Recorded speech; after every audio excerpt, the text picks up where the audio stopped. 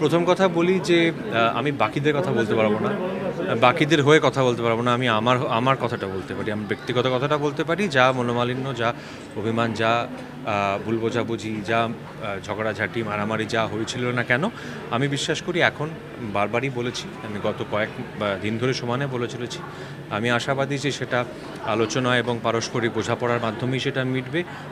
আমি আর আইনি পদ্ধতিতে বা আইনি পন্থায় এই মুহূর্তে নেই এবং আমি আইনি পন্থায় আগামীতেও থাকবো না। আমি মনে করি যে আমাদের মধ্যে এটা একটা বৃহত্তর পরিবারের মধ্যে এই ধরনের সংঘাত ঘটতে পারে এবং সেটা আলোচনা আলাপের মাধ্যমেই সেটা সমাধান হবে। এটা গেল হচ্ছে আমার ব্যক্তিগত মতামত অ্যাবাউট দ্য মনোমালিন্য পার্ট। এবার হচ্ছে ফেস্টিভ্যাল। এবার আমি সত্যি সত্যি ফেস্টিভ্যালে ফেডারেশনের কারুর বা মাননীয় সভাপতির, আমি ওদের থাকা না থাকাটা ব্যাপারটা সত্যি সত্যি আমি একদম জানি না। এটা মানে আপনাদের দৌলতে আমার কানে পৌঁছেছে গতকাল রাত্রিবেলা গোটা জিনিসটা। এর বাইরে আমি সত্যি সত্যি আমি ব্যাপারটা সম্বন্ধে একেবারেই অবহিত নই। আমাকে ইনফরমেশন কালচারাল অ্যাফেয়ার্স ডিপার্টমেন্ট থেকে আমাকে অনুষ্ঠানটি সঞ্চালনা করতে বলা হয়েছিল, যেটা আমি মনে করি আমার জন্য একটা বড় সম্মান। আমি বহু বছর ধরে এই কাজটি করছি। মানে ইউজুয়ালি এটা যিশু, জুন আর আমার মধ্যেই থাকে সঞ্চালনার দায়িত্বটা। যখন আমি কলকাতায় থাকি না তখন অন্যরা কেউ করে, অন্যরা কেউ না থাকলে আমি করি।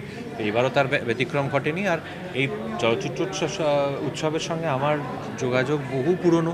আমার যখন 18 বছর বয়স সেই সময় থেকে। তো সিনেমা দেখতে আসা হোক, সিনেমা দেখতে এসে ছোটোখাটো কিছু দায়িত্ব যদি থাকে সেটা পালন করতে চাই আমি স্বেচ্ছায়, ইউজুয়ালি এবারও তাই করছি। এর বাইরে আর কিছু সত্যি আমি জানি না। আমার সব সময়তেই চেষ্টা থাকে বা নজর থাকে হচ্ছে সারা পৃথিবীতে নতুন কী ছবি তৈরি হচ্ছে। কেননা রেট্রোস্পেক্টিভ যেগুলো হয় সেগুলো খুবই গুরুত্বপূর্ণ। সেই পুরনো ছবিগুলো বড় পর্দায় দেখার নিঃসন্দেহে একটা আলাদা মজা, একটা আলাদা আনন্দ আছে। কিন্তু তেমনি আবার সেই ছবিগুলো কোথাও না কোথাও ইউজুয়ালি অ্যাভেলেবল থাকে। নতুন একদম যে ছবিগুলি হয়, যেরকম ধরুন আজকে রাত্রে যে ছবিটি আছে সন্ধ্যে 7টার সময়, ড্রাকুলা মাই লাভ বলে লুক বেসর যে ছবিটা, লুক বেসর বহু মানে খুবই বিখ্যাত একজন ফিল্ম মেকার। তিনি ফ্রান্সে এবং হলিউডে দু জায়গাতেই ছবি বানিয়েছেন দীর্ঘদিন ধরে। তার সাম্প্রতিকতম ছবি এটি কিন্তু আমি আগামী অন্তত 6 মাস বা 1 বছরও দেখতে পাবো না অন্য কোথাও। তো সেই কারণে আমার সবসময় ইচ্ছে থাকে হচ্ছে একদম নতুন নবীন ছবি দেখা। আর সেটা যদি বড় পরিচালকদের একদম নতুন ছবি হয় তাহলে তো কথাই নেই আর কি। তো সে না, আমার নজরটা ওইদিকে থাকে। কিন্তু তেমনি আবার ধরুন ঋত্বিক ঘটকের এতগুলো ছবি বড় পর্দায় দেখার সুযোগ মানুষ পাচ্ছেন।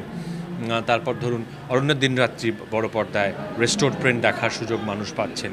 কবে একটা দেখলাম সার্জিও লিওনের ছবি আছে বড় পর্দায়। তো এগুলো একটা অন্য মাধুর্য থাকে, অন্য নস্টালজিয়া থাকে, সেগুলো অনেক মানুষ দেখতে পছন্দ করে। আমারও ভালো লাগে মাঝে মধ্যে।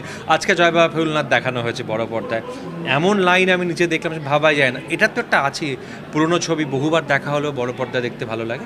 আমার ব্যক্তিগতভাবে অ্যাজ আই সেড, আমার চোখ থাকে বা নজর থাকে হচ্ছে বিখ্যাত পরিচালকদের নতুন ছবি কী আসছে সেটা।